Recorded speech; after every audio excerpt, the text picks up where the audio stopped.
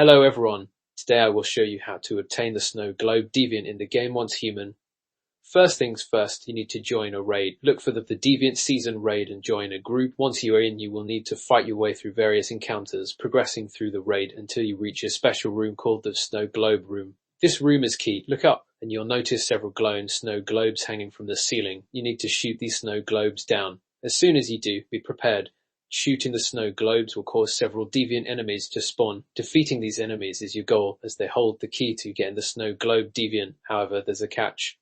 The Snow Globe Deviant is not a guaranteed drop, it's all up to chance, determined by the game's RNG random number generator. You might get lucky on your first try, or it might take multiple attempts. If you don't get the Snow Globe Deviant on your first successful run, don't give up. You can repeat the raid as many times as needed. Keep joining the raid, clearing encounters, shooting those snow globes, and defeating those deviant enemies. Thank you for watching. Subscribe for more such tutorials.